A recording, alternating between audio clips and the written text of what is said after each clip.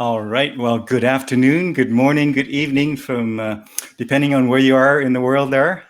Welcome, and thank you for joining us on the lunch hour here, a bit shorter than the hour, but we'll go for about 45 minutes or so, or 50 minutes if we need it to. So thank you for joining us. This is Dune Win here, coming to you live from Sherwood Park, Alberta, Canada, in these crazy times of COVID. And I'm hoping that you can hear me. Jim, can you hear me? Wonderful. We have Jim in the green room there, just taking a sip of, is it tea or what is that, Jim? All right. So hopefully our viewers can hear us. I'm just going to check here. If our viewers can actually just type in a quick message that says you can hear the audio, that would be great. And if the audio is not loud enough or too loud, let us know. But I'm just going to check here, Jim, in case nobody is able to give us a quick feedback. So let me just do the techie thing first before inviting you on stage here, Jim.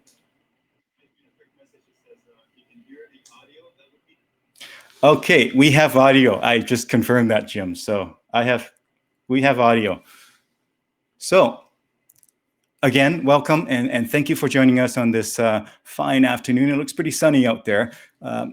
Today we have a special guest, and I'm going to bring you on camera right now, Jim. So without further ado, here is Jim coming on here.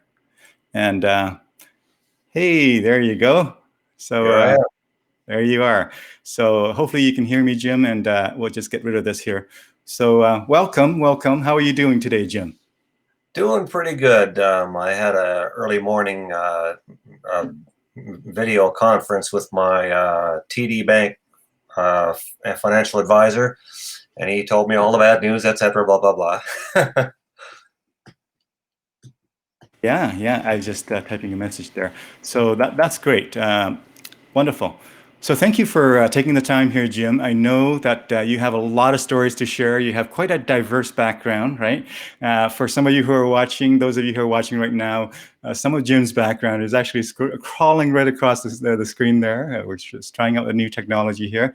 But Jim, I know you have been a school teacher for 30 years, like just a long time, and then retired recently from that a number of years ago. And then, of course, I've always been into music in many different iterations, but I want you to maybe give us a bit of a synopsis of who we're talking to today, Jim. Well, I was born in Winnipeg in 1952. Wow. And pretty 1950s, 60s kind of Winnipeg upbringing. My dad was working originally just at a dairy as a milk inspector, so it wasn't like we were wealthy. And then he decided to get into air traffic control, which he did. And as I grew up, he worked his way up and up and up in air traffic control. So by 1969, he became chief of the Vancouver Air Traffic Control Tower. So our whole family moved in 1969 to Vancouver. But backtrack again to Winnipeg, when I was about 15 years old, my brother took me one evening to Sturgeon Creek Community Hall. Mm-hmm. And in Winnipeg, the community halls was where the bands all played, and I saw the first live band I'd ever seen. Mm-hmm. And of course, they had an organ player, and I looked at that organ and I thought, that looks pretty much like my accordion, kind of made horizontal. So I went home and talked my dad into buying me a horizontal accordion kind of thing, an organ, and lo and behold, a couple of weeks later, I was in a band. So that kind of started me off at the tender age of about 15 on my playing in bands routine. That's awesome. That's 15. That's a, you know what? Who know where you would be if you didn't get into music at 15? You know, lots of things happen at 15, right? Yeah. And, you know, and it was the summer of love. It was like 1967. Uh-huh. And if I had been a little bit wilder, I might have just headed off to San Francisco or something like that and done the hippie routine. But I was only 15, and maybe I was a bit young to start thinking about things like that. So. Mm-hmm. Yeah. I stayed in Winnipeg and hung out and was part of the Winnipeg music scene for a while. Yeah, yeah, yeah. Summer of '67. Hey, Yeah. I think my mom and dad were still thinking about the idea of me at that time, but wasn't long after that. I can honestly say I was born and raised. I should say it differently. I got that wrong. I can say I was in Nam in '69, and that would be a true fact. Wow. Wow. I was in Nam in '69. All right. So, Jim, lots of music. Tell us about your teaching career as well. You have a long, illustrious career in teaching, and I know you're a very thoughtful and reflective fellow. And I have, people have nothing but great things to say about your considerate nature. And tell us your teaching career and a couple of things that you kind of brought from that into your current life. Sure. Well, as I mentioned a minute ago, coming from Winnipeg in 1969, relocating to Vancouver, I finished my schooling there and then went to UBC to first of all, I took a psychology degree for 4 years, bachelor in psychology, and then my wife and I decided we would take the year-long hippie van trip around Europe, which we did. Nice. When I came back, it was, what do I do now? I got a psychology degree, bachelor's, which doesn't get you much. So a friend of ours had recommended perhaps I'd like to look at the 1 year teaching certificate, which you can get if you've got a bachelor degree at the time, a bachelor degree in just about anything. You could become a teacher after 1 year. So I enrolled in that course, which was, I mean, they can't really teach you to be a teacher in 1 year. They do their best to squeeze everything in there, but when you show up in class on day one, you realize there's a lot of things they didn't teach me. But the first year, it's interesting. I relocated to Campbell River after I finished my teaching certificate, and they were still hiring teachers at the time. And I got a job. My first job was a teacher who was. Oh, I just lost something. Oh, nope, just a window popped up on my screen. A teacher who had had enough. He was just near the end of age of retirement, and they had given him a very oddball class of what, if you watched Welcome Back, Kotter, we'd call sweat hogs. They'd give him a bunch of kids who were not very academically inclined and not very polite behavior inclined. And so he had had enough by Christmas, and he was throwing his hands up and getting out of there. So they approached me, because I was substituting at the time, and said, "Hey, do you want this job?" So what do you say? I said, "Sure, I want that job."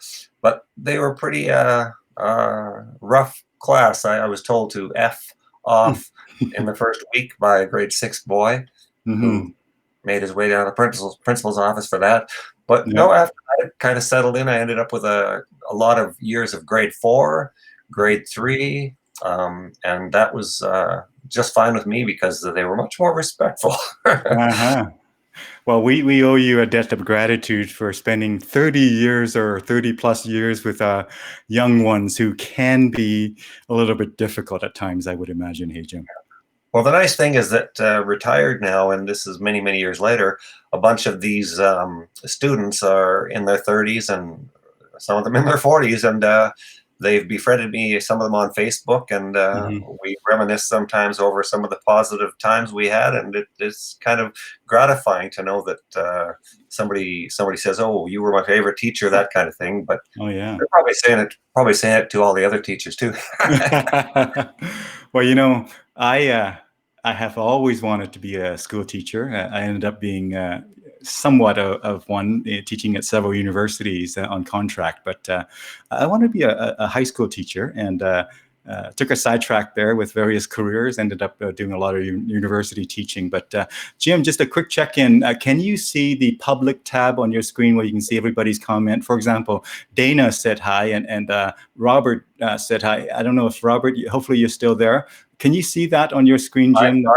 I can see that on my screen. It looks like the little box where I would reply is disabled, but I can see the comments. So welcome, Robert, and welcome, Dana. Yeah, the reply is a future sort of option, perhaps. But could you do me a favor? Just curious. Could you click on Dana Richard sort of comment that says hi, Jim, and click on the view, the eye, and see if you can do that. If not, I plan to manage that throughout the whole session. But I'm just curious if you can do it as well. If I'm busy talking if I click on, I think she pronounces it Dana, and if I click on it, I get nothing. No, no, don't click on Dana. Click on the eyes to the right of it. Oh, It to the says right. show, to the right of it, there's an eye. If you kind of hover over it, it says show on stream. If it doesn't, that's fine. That means it's only available to me. Don't worry Yeah, about it. it's only available to you. Wonderful. I just want to know, again, technology, we all have to learn, right? Learning is one of my core kind of, I just love learning. So this is another piece of that. So Jim, you had 30 years in teaching. Let's play a game. Let's play a game. Tell us one or two or three kind of highlights or lowlights experience that you wouldn't mind sharing with our audience here, which could be lots and lots of people. I mean, there's 5,000 friends on my Facebook page there that could be watching from all over the world. So if this translates to the other cultures, they would enjoy it too, Jim, not just North America. Yeah. At the time I was teaching grade 3, I was reading all the sort of more self-help and spiritual kind of books and things like that, and I would share what I was finding with the kids. And one day, I think it was Leo Buscaglia book I was reading, and he was like, we'd have silent reading time every day, and while the kids were reading their books, I'd be reading my book. And when we put our books away, I said to the class, you know, this guy, he's saying that there's all these important people in your family and your friends and things like that, and you forget to tell them that you care about them, that you love them. And so I said to the class, getting tears in my eyes on this one. Hey, this is good. Facebook is causing Jim to have tears in his eyes. That is a wonderful moment right there, everyone. So this one little girl, she puts up her hand and says, we should tell our friends we love them right now. She says, my friend is in the class across the hall. Can I go over there and tell her? I said, sure. So she goes over across the hall to the next classroom and knocks on the door, and her asks if she can talk to her friend, which the teacher says yes, because she had permission from me. And she tells her best friend she loved her and comes back, and she's quite happy about it. Yeah, so that's one wonderful experience there. Perhaps if you happen to have another one top of mind, you can go there. Otherwise, we can come back to it. But before we do that, I just want to say to our viewers, if you do comment, we would appreciate that, because we can sort of engage with you. Jim can answer your questions. We can feature it on the video here, so it would be seen by everyone else who's watching. So keep in mind, folks who are watching. So Jim, do you have a second one now, or do you want to come back? Yeah, actually, this one involves one of probably the best principal I worked for. He, it was every so many years the principal has to write a report on you and submit it to the superintendent. And so this principal, he came to me and said, Jim, you know, he said, who knows you better than anybody else is yourself. So write a report on yourself as if you were evaluating yourself objectively. And you know, your strengths and your weaknesses and that sort of thing, and what you're. And so I wrote this report and gave it to him, thinking that he was going to look at it and use it as part of his report. But instead, after I wrote it all up and handed it to him, he came back the next day and said, okay, this is your report. And he basically rubber stamped it, what I had written about myself, and submitted that to the superintendent. I thought that was pretty intuitive, pretty smart fellow, because, you know, I spent a lot of time on it, really sort of looked at my strengths and weaknesses. The other thing that he said, though, that I always passed on to students was that we're going to be studying math, we're going to be studying social studies and reading, and all that is fine and dandy, but way more important than any of that is how you treat other people. And so I always try to impart that to the future classes after that, because you know, I got to keep your priorities straight. That's a wonderful story. So I know you have a lot of other aspects of your life that we're going to get into, whether it's music, whether it's travel, whether it's family, baking. You also do some of that. But do you have a third one about school before we leave the school segment behind here, Jim? If none comes, we can continue and we can come back. It's, you know, it's been 11 years since I was a school teacher, and it's kind of there somewhere in my memory, but tracking them down on a moment's notice is not that easy. Yeah. So your choice, Jim. We can go into travels, or we can go into music next. Which one would you like to go next? Let's talk about music, because takes me back again to Winnipeg when I was that first band I joined playing organ. Yeah, yeah.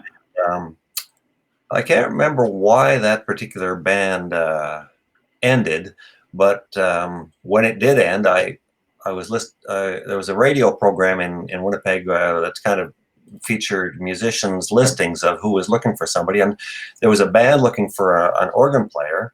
And like I said, I was about 15, and these guys, they were all about 20, 21, and they had this, they were looking for a keyboard player. So I replied, and sure enough, went out and ended up playing with them for a few years. The band was called Surface Tension, and I Hmm. do have a clip from that band. The guitar player brought in a tape recorder because I believe he worked at CBC and he could have access to those things. In 1967, a good reel-to-reel tape recorder was not just everybody had one, and so he came and we always practiced in a restaurant that was closed, of course. It was the room that was used for wedding receptions and things like that, and we could practice in there. And so he brought this tape recorder and taped a couple of tunes that we could use as demos to try to find gigs. And I was playing organ and had to learn that "Light My Fire" by the Doors. It was on the charts at the time. Uh-huh, uh-huh. So we have that clip that we could play just a teeny bit. You mean the YouTube clip? Yeah, the YouTube clip of the Surface Tension in Winnipeg, 1967. You bet. Here it is. So I'm just going to announce it here. And the clip that you're referring to is this one right here. So I'm going to go ahead and just... Yeah, YouTube didn't exist in those days. I had to take the tape recording and reduce it to a digital format and turn it into a YouTube video. Yeah, yeah, yeah. As, just going to... Go ahead, keep on talking, Jim, while I Yeah, get this. and of course I was using a cheesy little Vox organ or something like that, which is exactly what you wanted for that Doors kind of sound. And guitar player playing a Stratocaster, of course, if those gearheads out there who know all these things are. The bass player had a Mosrite bass. Drummer playing Ludwig drums. Yeah, yeah. And it was kind of nice. I didn't stay in that band a long time because they were all 21. I was only 15, and they wanted to go on the road. So we recorded these demos and things like that. And about 6 months later, they hired a guy with a big Hammond organ and went on the road. So that's the Light My Fire video, right, Jim? Yep, Light My Fire. That was wonderful. I think it's coming here. And again, this is a few decades ago, so the audio quality might be a little bit different back then here. But let's see if we can bring it up. Can you see this thing right here? I'm going to make it a little bit bigger. I'm going to go, give me a second. Dune's the wizard when it.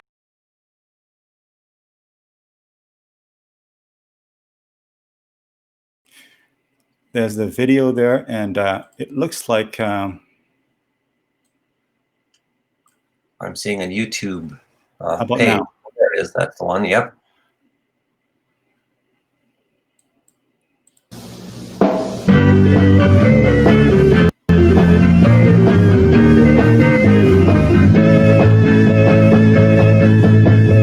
You know that I would be a liar if I was to stay with you.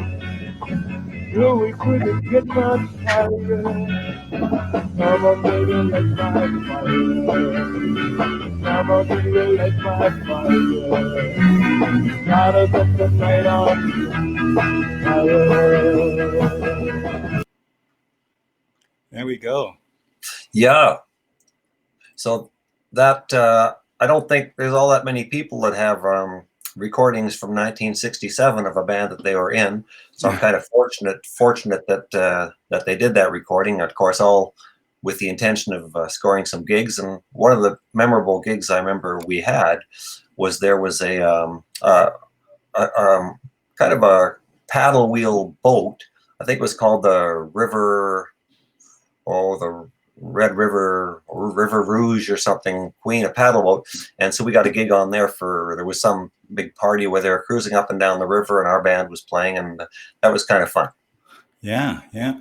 Cool. I'm going to queue up either another video or some photos. Shall we go to photos, Jim? Sure, sure. Just pick any old photo, and if it comes up, I'll tell you what it's all about. Yeah. Before we get to the photos, tell us another story while I queue up the photos so that we can have the listener hearing from you while I do that, Jim. Okay, well, after I left that band, Surface Tension, that we just heard the clip from, and they went on the road with an older fella, I joined a soul band, which I had. There was 10 guys in it at the time, and there was a big horn section, 5 guys playing horns, and they're all in grade 11. Their band teacher at Elmwood High School was very into R&B, so he would write all the horn charts very accurately for the trumpets and saxophones and trombone. And so the horn section had all their stuff scored for them perfectly, and the rest of the rock and roll band, bass, drums, guitar, and singer on organ.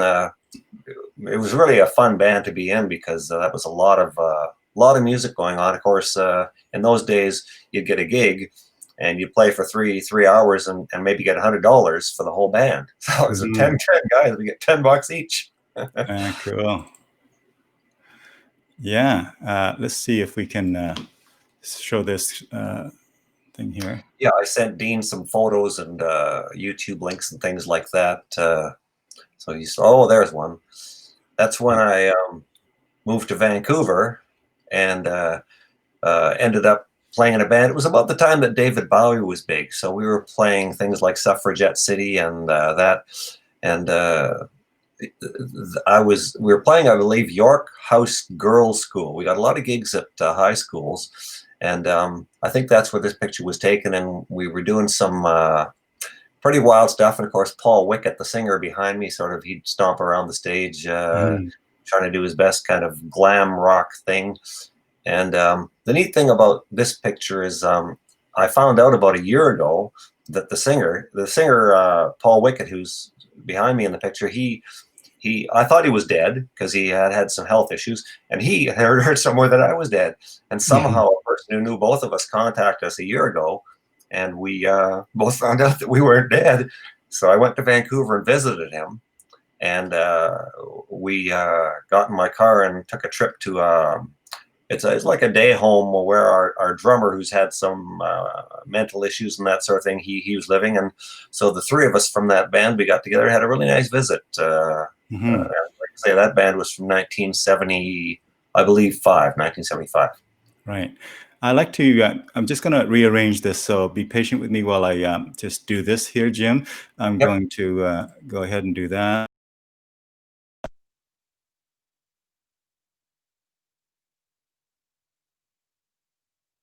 It was made by a friend of mine. Actually, I didn't know him that well until I bought the guitar, but he would just started building guitars, and this was kind of, his model was like a Les Paul Jr. It was one of his early prototypes, and so he sold it to me, and he still makes guitars to this day, but they're very high-end guitars, sell for $3,000 or $4,000, and he makes them for special people who put in an order. But it was made by a guy named Mike Kinnell, so it had the name Kinnell on the headstock. And foolishly, in the 80s, I was under the impression that if you had a guitar, you had a guitar, and if you bought a new guitar, you'd sell the old one. So I got rid of this guitar, which I wish I hadn't. But now I'm like the other guitar player or collectors here in Edmonton. You don't sell the old guitar when you buy a new one. You just keep getting more and more.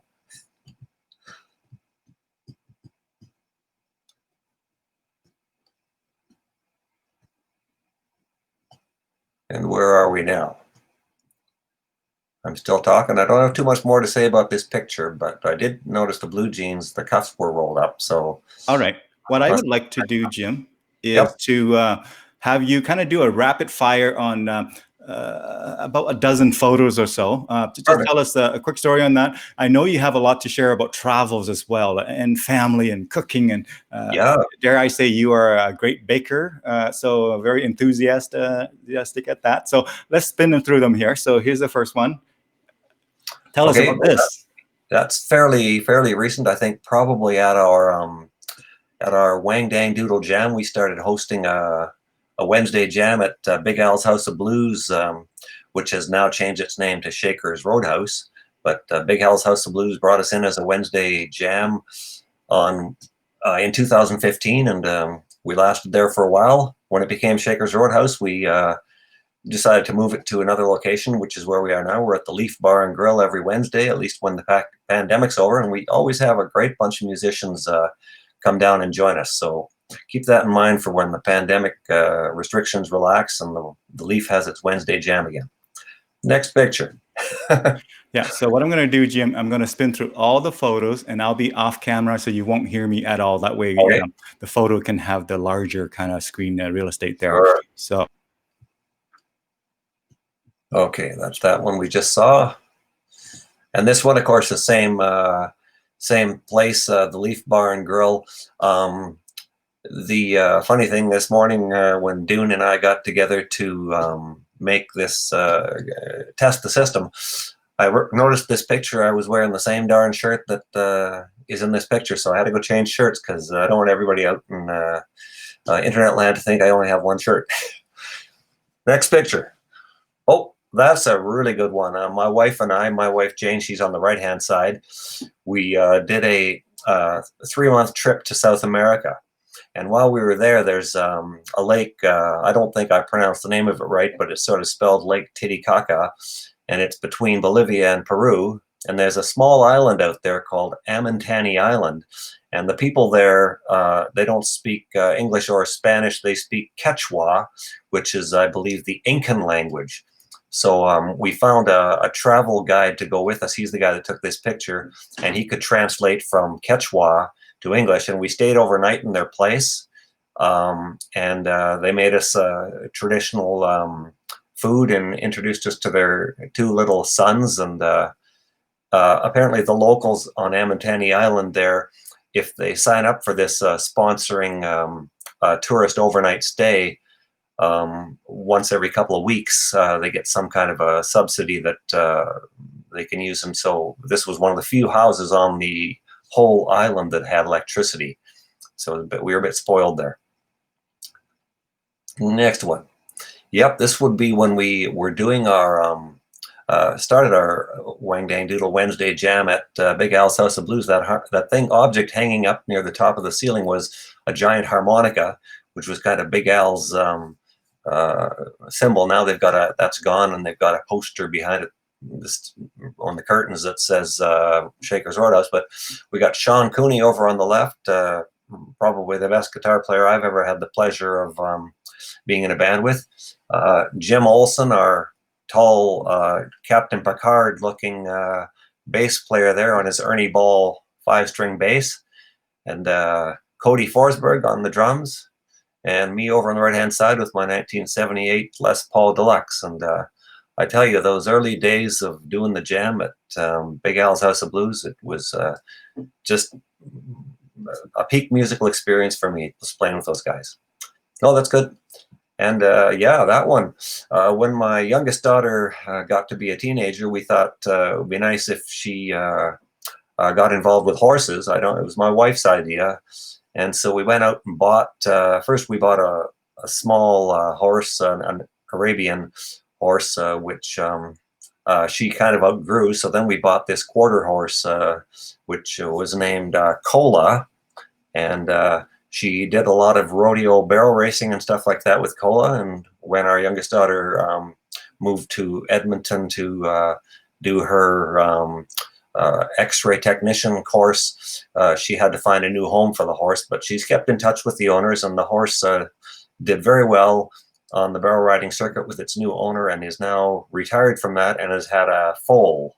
So I think Lydia's, I don't know if she's gone to visit the foal yet, but she's seen pictures of it. So those were the horse days. How to buy a horse trailer, how to buy a truck, how to buy hay, how to go get the hay.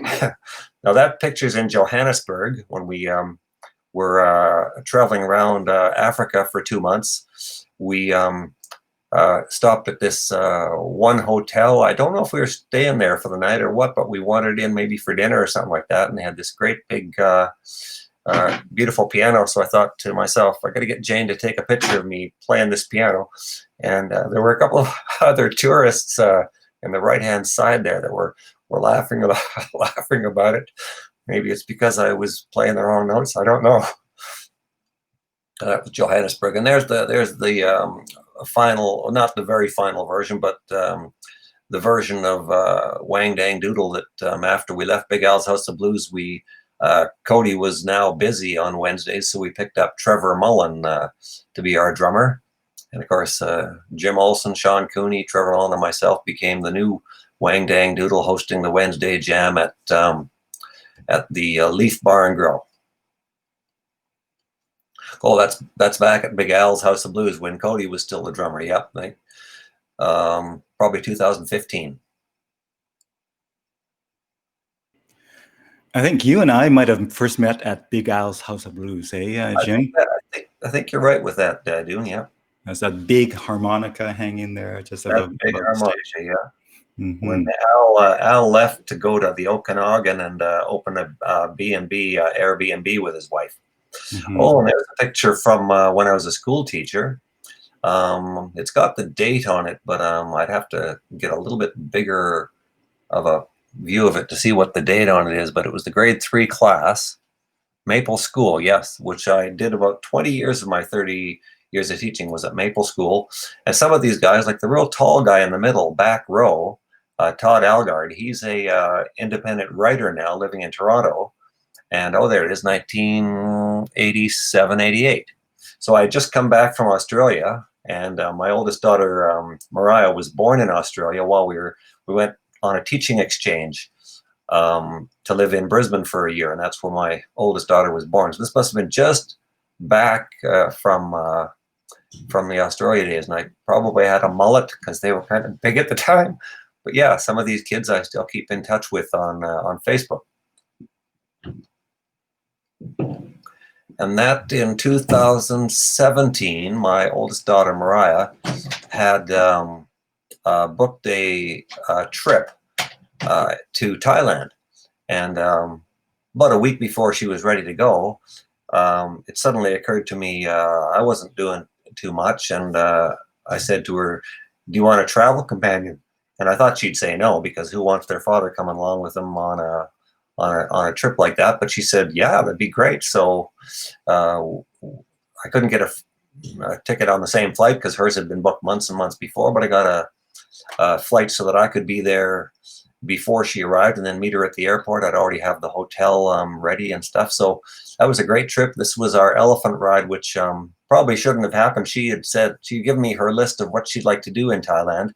And some of it, of course, was visiting the islands and that sort of thing. But one was to visit an elephant place. And I thought she meant one of these places where you could go for an elephant ride and that sort of thing. But she was looking more towards the rehabilitation places where they take care of elephants that have been used for rides and things, and they care for them and treat them humanely. And that, but the only place that does that is up in Chiang Mai, which is way north of where we were.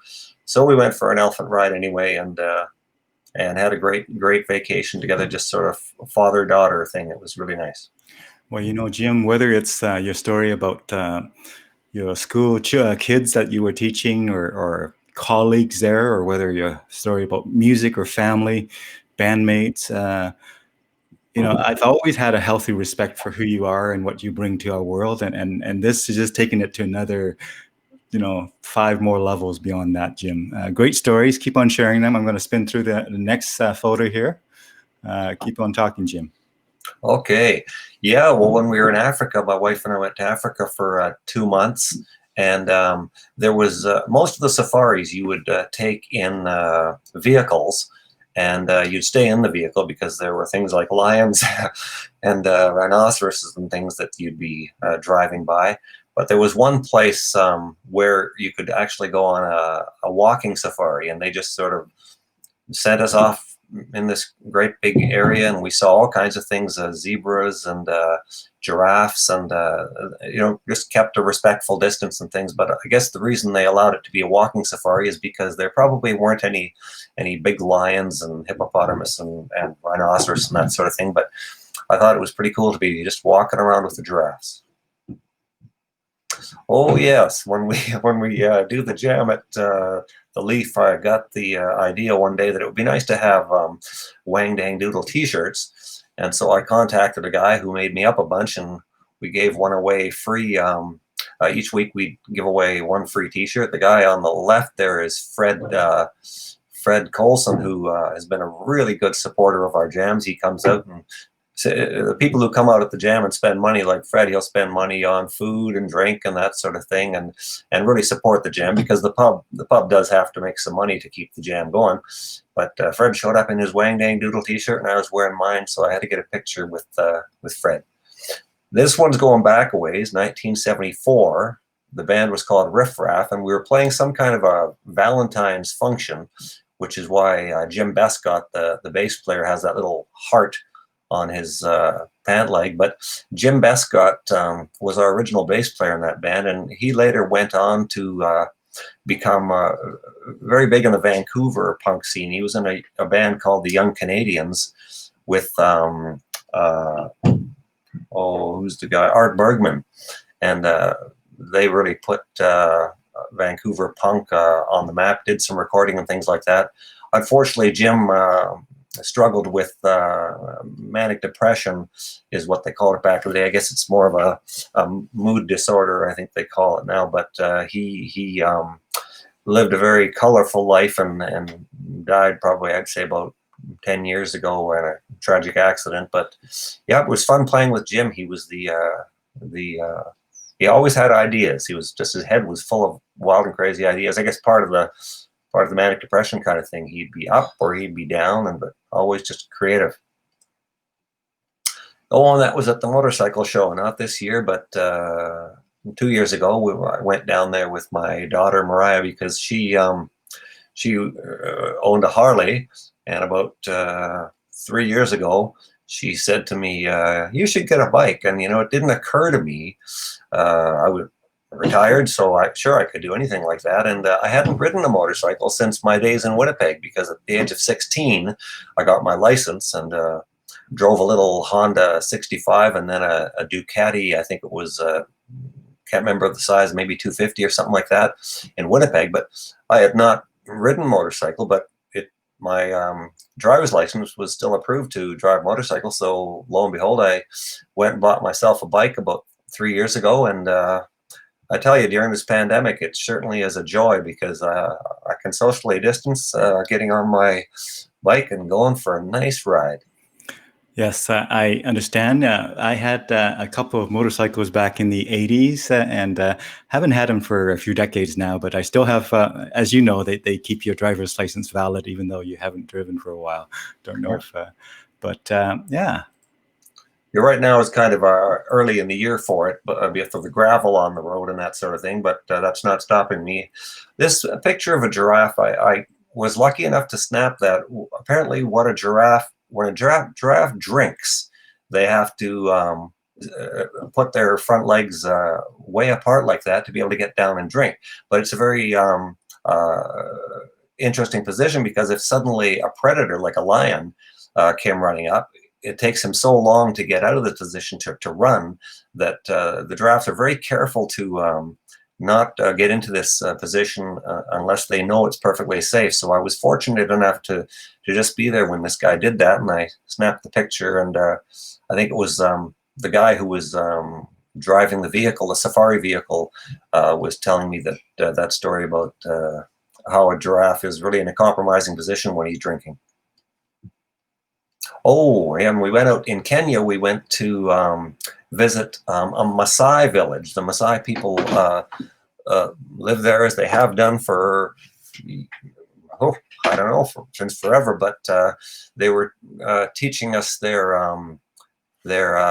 dance. The males do this dance where they yell really loud and they jump as high as they can. And apparently, the one who jumps the highest is kind of the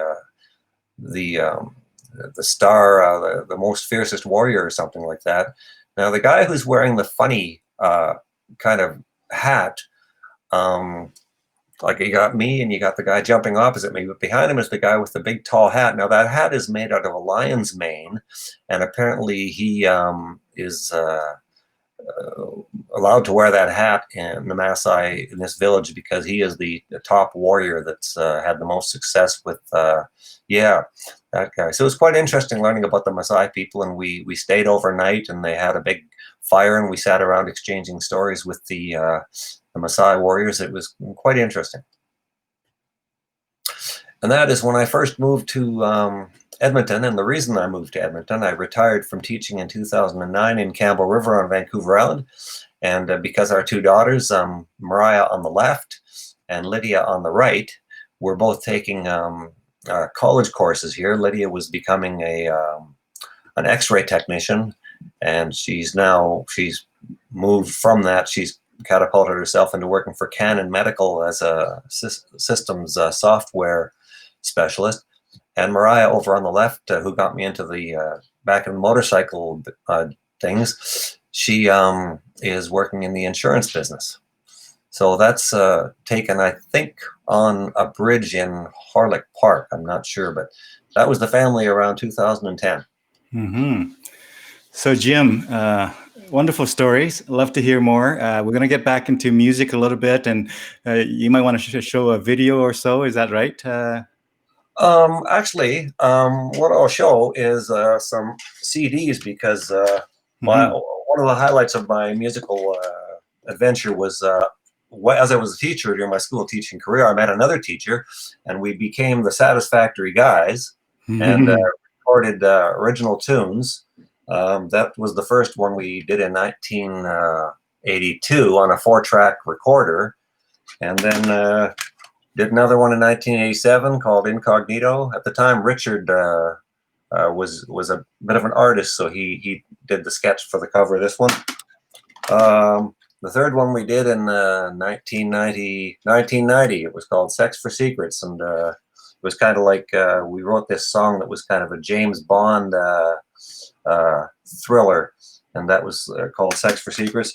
Another one we did, Dead Man's Shoes. Now, all of these, of course, were done originally as cassettes until we got to this one, which we had signed. There was a company called Statue Records that sent us an email one day and said they were interested in our stuff, and would promote it if we just paid for the production of the CDs and stuff. So we signed with Statue Records, and of course all these CDs were just for fun, basically, original songs, and we give them to our family and friends for Christmas presents. Oh, that's if that's the one I'm thinking of. I in Campbell River also, as well as recording with Richard, I was in a bunch of bands, and this one, Richard from the Satisfactory Guys CDs, he's also in the band playing bass. But it's just a short clip of me getting back to my roots and pulling out an accordion, and had a Celtic punk band. So have you got that clip for us, Dune? Which clip? The Boston one, or Shipping up to Boston? Yeah, Boston. Okay, the Dropkick Murphys. But we're doing a cover of it at a place in Campbell River. You bet. We can definitely bring up that one, Jim. So here it is. I'm on accordion. I will get out of the way here, Jim, and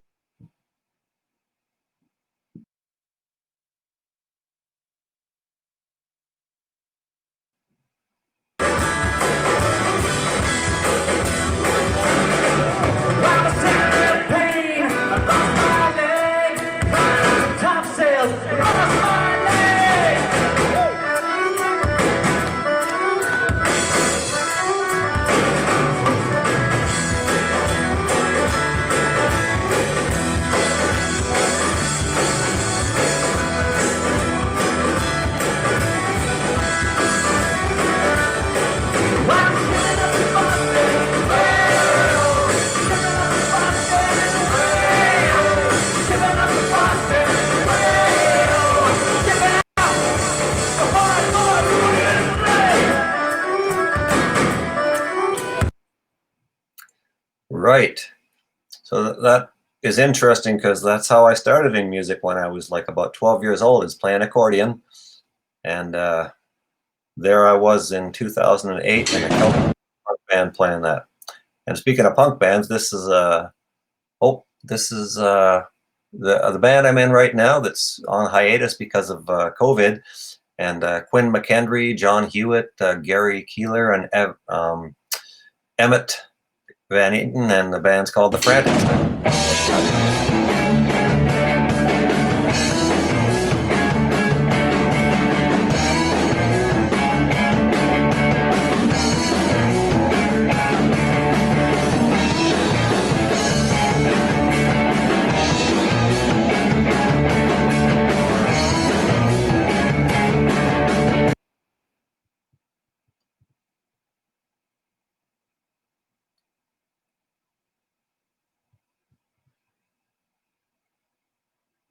And this one is At the Jam.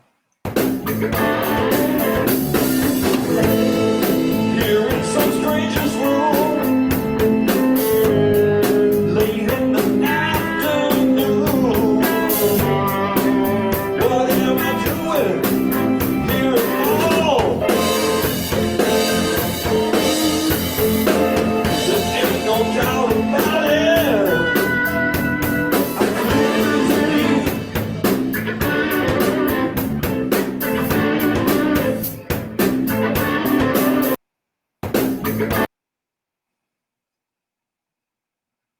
Right. So that's what you might experience if you come down to the Wednesday Jam at the Leaf when we get back in action with that. And I'm thinking, I don't know, it's not really official, but we're pretty sure that Sean Cooney will be our guitar player again when we resume. Oh, really? Awesome. Yes. Yeah.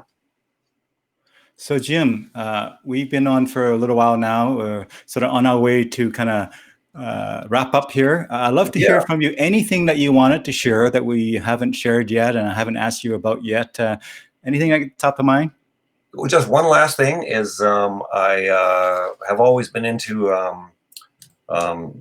spiritual matters to a certain extent, and I discovered this book years and years and years ago. You can see by the condition of how it is. Paramahansa Yogananda came to Canada or to the US from India to start the Self-Realization Fellowship, and it's based on a system of thought called Kriya Yoga, which isn't yoga with postures and things, but spiritual study. And I tracked down Paramahansa Yogananda, one of his disciples named Roy Eugene Davis, and got to meet him in Victoria, and he initiated me into Kriya Yoga, and I meditated every day for an hour in the morning before I went to work for years and years and years. I've kind of drifted away from that, but I'm thinking now with COVID, I'm going to get back into my meditation because it's very, very good for you. There you go. So you do the Om and not the 8 ohms or 4 ohms or whatever, but different kind of ohms. By the way, before we're gone too, I want to thank Dune because it's kind of neat that in these times he's finding time to do a project like this. I've watched his last 2 broadcasts and the people that he's interviewed, very interesting people, but the interesting part being they're not what you call major celebrities. Like, it's not like he's interviewing Angelina Jolie or Brad Pitt. He's just picking local people who may or may not be somewhat interesting, and in my case anyway, may not. But I've really enjoyed the show. So if you've enjoyed this, make sure you tune into Dune's broadcast every day pretty well around the noon hour, right? Yeah, I'm going to go for weekdays until it doesn't make sense anymore. But for now, I've just started it a couple of days ago. And so this is, I'm going to do the weekdays. So, Jim, let me just ask you a couple more quick ones. You have a very diverse background that obviously music and lots of teaching and all the lessons from there and lots of travels and family man and all that kind of stuff. Tell me about the baking, though. You mentioned baking. Yeah, no. When I was teaching, actually, what started it is when I was teaching. We were studying Canadian history in the prairies and stuff like that, and I thought that the kids in the class should learn about wheat and bread and things like that. So the resource center had all the equipment you needed to just get a bunch of wheat and grind it up into flour and make bread and stuff like that. And while I was doing that with the class, I realized that I really enjoyed doing that.